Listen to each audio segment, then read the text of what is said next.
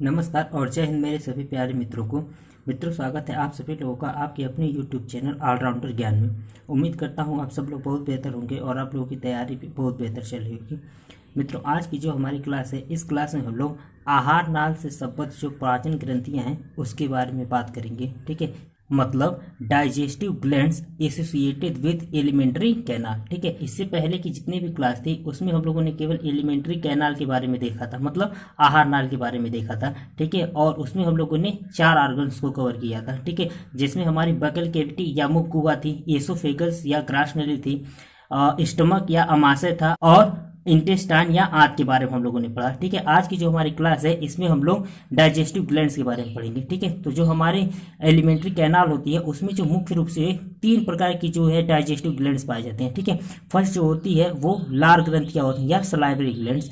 Second जो होती है वो अग्नाशय या हमारी पेनक्रियास होती है, और जो थर्ड होगा वो यकृत या लीवर। ठीक है, ये जो तीनों ग्लैंड्स है, इन तीनों ग्लैंड्स के बारे में हम लोग बारी बारी से पढ़ेंगे। ठीक है, आज की जो हमारी क्लास होगी इस क्लास में हम लोग केवल जो सलाइवरी ग्लैंड्स है, लार ग्रंथियां, इसके बारे में पढ़ेंगे। बाकी के अगले क्लास में अग्नाशय और यकृत, पेनक्रियास और लीवर को हम लोग कवर करेंगे। ठीक है, तो चलिए शुरू करते हैं आज की क्लास और लार ग्रंथियों के बारे में देख लेते हैं। ठीक है, लार ग्रंथियों के बारे में आगे बढ़ने से पहले मैंने एक रफली फिगर ड्रा कर रखा है। ठीक है, इस फिगर को मैं आप लोगों को समझा देता हूं। ठीक है, और ध्यान से आप लोग इस फिगर को समझ लीजिएगा।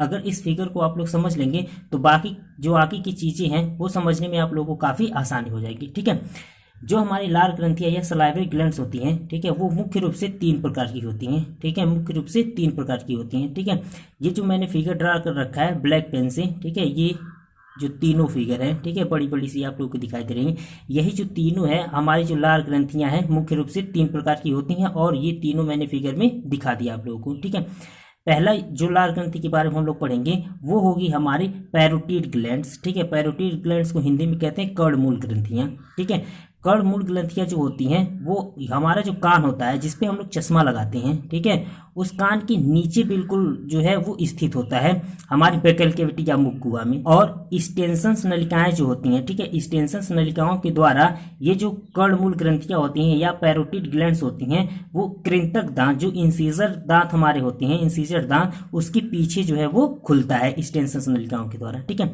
जो सेकेंड हम लोग ग्लैंड्स की बात करेंगे, लार ग्रंथियों के बारे में बात करेंगे सलाइवरी ग्लैंड्स की, वो हो जाएगा हमारा अधोजिह्वा ग्रंथ, या इसको हम लोग इंग्लिश में कहते हैं सबलिंगुअल ग्लैंड्स। ठीक है, जो सबलिंगुअल ग्लैंड्स होता है ये हमारा जो जीभ होता है, ठीक है, ये जीभ मैंने यहाँ पे टंग लिखा है जीभ, ये जो हमारी जीभ है उसकी ठीक नीचे ये स्थित होती है। ठीक है, हमारी जीभ के ठीक नीचे स्थित होती है, और ये जो रिविनस नलिकाएं आप लोगों को दिखाई दे रही है, ठीक है, रिविनस नलिकाओं के द्वारा यह जीभ के पीछे खुलता है। ठीक है, रिविनस नलिका ये जो आप लोगों को दिखाई देगी इसी के द्वारा ये जीभ के पीछे क्या होता है, खुलता है। ठीक है, और जो थर्ड हम लोग पढ़ेंगे वो हम लोग पढ़ेंगे अधोहनु ग्रंथियां या सब मैक्सिलरी ग्लैंड्स। ठीक है, जो हमारी सब मैक्सिलरी ग्लैंड्स होती है, ठीक है, ये नलिका जो आप लोगों को दिखाई दे रहा होगा, ठीक है, वार्टन्स नलिकाएं कहते हैं। क्या कहते हैं? वार्टन्स नलिकाएं।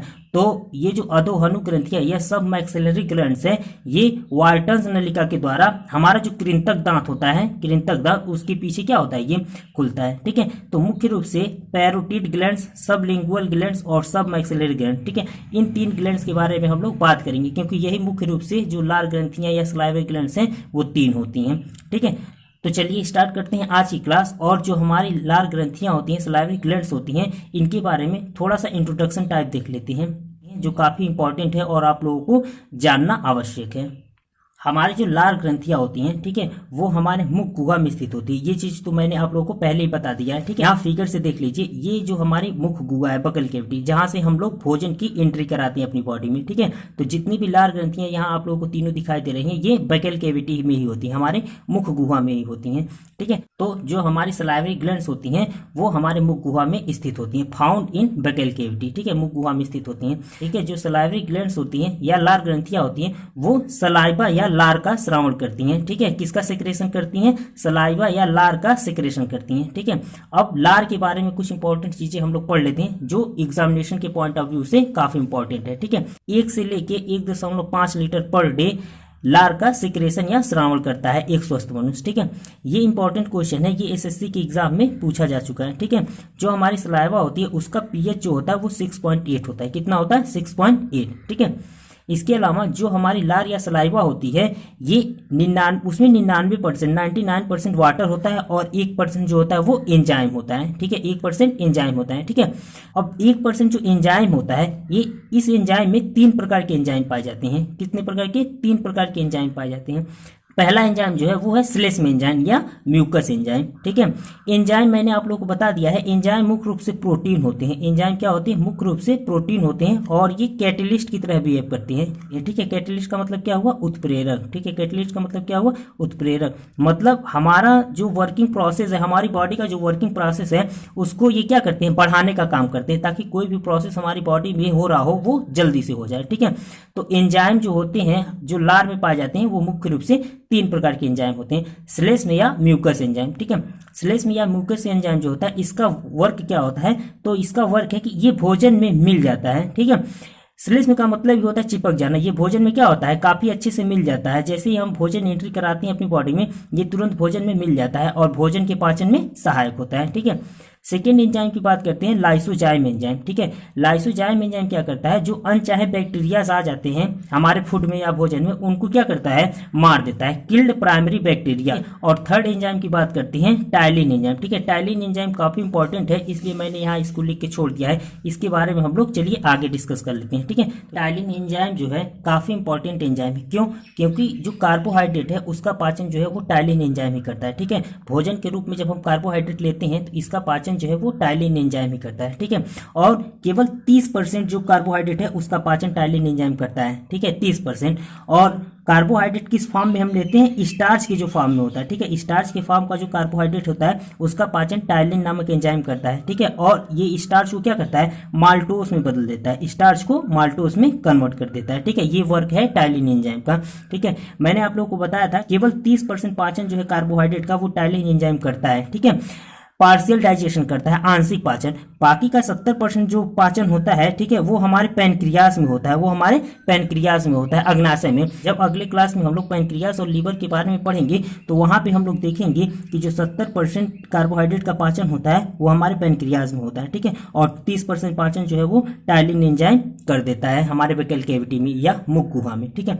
सेकेंड वर्क क्या है टाइलिन एंजाइम का? ये भोजन को चिकना बनाता है, ठीक है। भोजन को चिकना बनाता है जिससे भोजन को निगलने में आसानी होती है, ठीक है। और काफी आसानी से ग्रहणी के रास्ते भोजन होता हुआ हमारे इंटेस्टाइन में या आंत में चला जाता है, ठीक है। चलिए अब जो हमारी सलाइवरी ग्लैंड्स थी उनके बारे में बात कर लेते हैं, ठीक है। तो जो सलाइवरी ग्लैंड्स थी वो मैंने आप लोगों को शुरू में ही फिगर से बता दिया था कि 3 प्रकार की होती हैं, ठीक है। तो सबसे पहले हम लोग जो अधोजिह्वा ग्रंथियां होती है या सबलिंगुअल ग्लैंड्स होती हैं इसके बारे में पढ़ते हैं, ठीक है। चलिए मैं फिगर से आप लोगों को दिखा देता हूं कि जो अधोजिह्वा ग्रंथियां होती हैं या सबलिंगुअल ग्लैंड्स होती हैं वो कहाँ स्थित होती हैं, ठीक है। पहले यहाँ देख लीजिए, ये मैंने लिखा है बिलो द टंग, मतलब जीभ के नीचे स्थित होता है, ठीक है। जीभ के नीचे स्थित होता है। और सेकेंड क्या है कि रिवीनस नलिकाओं के द्वारा जीभ के नीचे क्या होता है? खुलता है, ठीक है। फिगर से मैं इस चीज को आप लोगों को दिखा देता हूं। ये जो फिगर आप लोगों को दिखाई दे रहा है ये, ठीक है, यही जो है वो सबलिंगुअल ग्लैंड्स या अधोजिह्वा ग्रंथि है, ठीक है। ये हमारी जीभ है, ठीक है। यहाँ मैंने लिख रखा है टंग या जीभ, ये हमारी जीभ है। और इसी जीभ के नीचे यहाँ पे जो हमारी सबलिंगुअल ग्लैंड्स होती है या अधोजिह्वा ग्रंथियां होती है वो स्थित होती हैं, ठीक है। और ये जो नलिका आप लोगों को दिखाई दे रही है पतली सी, यही जो है रिवीनस डक्ट्स है या रिवीनस नलिका है। इसी नलिका के द्वारा हमारी जीभ के नीचे ये जो अधोजिह्वा ग्रंथि या सबलिंगुअल ग्लैंड्स है वो खुलती है, ठीक है। तो उम्मीद करता हूं आपको फिगर से जो मैंने इस चीज बताई कि जीभ के नीचे स्थित होता है अधोजिह्वा ग्रंथि या सबलिंगुअल ग्लैंड और रिवीनस नलिकाओं के द्वारा जीभ के नीचे खुलता है, ये चीज आप लोगों को स्पष्ट हो गई है, ठीक है। चलिए जो हमारा सेकेंड ग्लैंड है उसके बारे में बात कर लेते हैं, ठीक है। जो हमारा सेकेंड ग्लैंड है वो है सब मैक्सिलरी ग्लैंड। सब मैक्सिलरी ग्लैंड को हिंदी में कहते हैं अधोहनु ग्रंथियां, ठीक है। अधोहनु ग्रंथियां जो होती हैं वो निचले जबड़े के पिछले भाग में स्थित होती हैं। कहाँ पे? निचले जबड़े के पिछले भाग में स्थित होती हैं। और वार्टन्स नलिकाओं के द्वारा जो हमारा कृंतक दांत होता है या इंसीजर दांत होता है उसके पीछे खुलती हैं, ठीक है। तो अधोहनु ग्रंथियां या सब मैक्सिलरी ग्लैंड्स जो है इसको भी मैं आप लोगों को फिगर से दिखा के एक बार फिर से स्पष्ट कर देता हूं। ये जो ग्लैंड आप लोगों को दिख रहा है, ठीक है, ये जो मैंने ब्लैक पेन से फिगर बना रखा है, ये जो पूरा ग्लैंड्स है यही है सब मैक्सिलरी ग्लैंड्स या अधोहनु ग्रंथियां, ठीक है। ये जो सब मैक्सिलरी ग्लैंड्स होता है ये जो हमारा निचला जबड़ा होता है, ठीक है, ये हमारा बकेल कैविटी मुंह है, तो यहाँ पे कहीं ऊपरी जबड़ा होगा और ये जो निचला जबड़ा होता है इसी जबड़े में ये स्थित होता है, ठीक है, जबड़े में ये स्थित होता है निचले भाग में, ठीक है। और ये जो नलिका आप लोगों को दिख रही है, ये नलिका आप लोगों को दिख रही है, ठीक है, ये नलिका है वाल्टन्स नलिका, ठीक है। इसी वाल्टन्स नलिका के द्वारा, ठीक है, इसी वाल्टन्स नलिका के द्वारा ये कृंतक दांत के पीछे यहाँ पे खुलता है, ठीक है। तो उम्मीद करता हूँ फिगर से जो मैंने आप लोगों को बताया सब मैक्सिलरी ग्लैंड्स या अधोहनु ग्रंथि के बारे में कि ये निचले जबड़े के पिछले भाग में स्थित होता है और वाल्टन्स नलिका के द्वारा कृंतक दांत के पीछे खुलता है या हमारे इंसिजर दांत के पीछे खुलता है, ये चीज आप लोगों को समझ में आ गई होगी, ठीक है। जो हमारे लास्ट सलाइवरी ग्लैंड्स है पैरोटिड ग्लैंड्स या कर्णमूल ग्रंथि, इसके बारे में बात कर लेते हैं। जो हमारी कर्णमूल ग्रंथियां होती हैं या पैरोटिड ग्लैंड्स होती हैं, ये कर्ण पल्लवों के पीछे स्थित होती हैं, ठीक है। कर्ण पल्लव का मतलब क्या हुआ कि हमारा जो कान होता है, ठीक है, कान का वह भाग जिसपे हम लोग चश्मा लगाते हैं उसी को हम लोग कर्ण पल्लव कहते हैं, ठीक है, जिसपे चश्मा टिका होता है।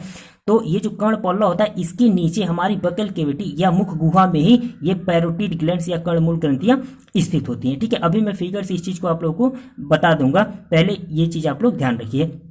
सेकेंड क्या है कि स्टेंसन्स नलिकाओं के द्वारा यह कृंतक दांत के पीछे खुलता है, ठीक है, स्टेंसन्स नलिकाओं के द्वारा यह कृंतक दांत के पीछे खुलता है, ठीक है। फिगर में देख लीजिए, फिगर में ये जो ग्लैंड्स मैंने ड्रा कर रखा है, ठीक है, ये जो ग्लैंड्स है यही पैरोटिड ग्लैंड्स है या कर्णमूल ग्रंथियां। और यहाँ मैंने देख लीजिए ये कान का फिगर ड्रा कर रखा है, अपने ईयर का फिगर ड्रा कर रखा है। तो ये जो बाहरी भाग होता है हमारे कान का, ठीक है, जिसपे हम लोग चश्मा टिकाते हैं, ये ऐसे चश्मा हम लोग लगाते हैं, तो यही जो भाग होता है इसी के नीचे ये जो पैरोटिड ग्लैंड्स है वो स्थित होती है, ठीक है, हमारे बकेल कैविटी या मुख गुहा में, ठीक है। ये मुख गुहा है तो हमारे बकेल कैविटी या मुख गुहा में ये जो कर्ण पल्लव कान के नीचे ये स्थित होता है, ठीक है। सेकेंड चीज क्या है, ये नलिका आप लोगों को दिखाई दे रही है, यही जो नलिका है वो स्टेंसन्स नलिका है। कौन सी नलिका? स्टेंसन्स नलिका। और इसी स्टेंसन्स नलिका के द्वारा ये जो पैरोटिड ग्लैंड्स या कर्णमूल ग्रंथियां हैं वो हमारे कृंतक दांत के पीछे या इंसिजर दांत के पीछे खुलती हैं, ठीक है। उम्मीद करता हूं फिगर से जो मैंने आप लोगों को बताई पैरोटिड ग्लैंड्स या कर्णमूल ग्रंथि के बारे में वो आप लोगों को बातें समझ में आ गई होगी, ठीक है। मैंने यहाँ पे इंपॉर्टेंट लिख रखा है क्योंकि ये जो कर्णमूल ग्रंथियां हैं या पैरोटिड ग्लैंड्स है ये काफी इंपॉर्टेंट है। क्यों इंपॉर्टेंट है? क्योंकि ये क्वेश्चन बार बार आप लोगों से पूछता है। ये जो मम्स होता है, ठीक है, मम्स को हम लोग कहते हैं हिंदी में कर्णमूल या गलसुआ कहते हैं, देहात में हम लोग गलसुआ कहते हैं। गलसुआ का मतलब गले में सूजन, ठीक है। तो जो मम्स या कर्णमूल या गलसुआ होता है ये जो होता है हमारे जो पैरोटिड ग्लैंड्स है इसी में होता है। जब हमारे पैरोटिड ग्लैंड्स में इन्फेक्शन आ जाता है, ठीक है, जब वायरस इन्फेक्शन आ जाता है या विषाणु संक्रमण हो जाता है पैरोटिड ग्लैंड्स में, तो हमारी पैरोटिड ग्लैंड्स जो है वो फूल जाती है, ठीक है, सूज के फूल जाती है। और जब ये फूल जाती है तो वही जो रोग हो जाता है उसी को हम लोग मम्स कहते हैं, ठीक है। तो ये जो मम्स है ये एग्जाम में पूछा जा चुका है, ठीक है, कि मम्स जो है वो किस ग्रंथि के फूलने के कारण होती है या जो मम्स होती है वो किस भाग में होती है, ठीक है। तो हमारे पैरोटिड ग्लैंड्स जो है वो इसी के फूलने से मम्स हो जाता है, ठीक है। उम्मीद करता हूं आज की क्लास में जो भी चीज़ हम लोगों ने पढ़ा वो काफ़ी अच्छे से आप लोगों को समझ में आ गई होगी, ठीक है। तो इस क्लास में बस इतना ही रखते हैं, मिलेंगे फिर आगे की वीडियो में, तब तक अपना ध्यान रखिएगा। जय हिंद, जय भारत।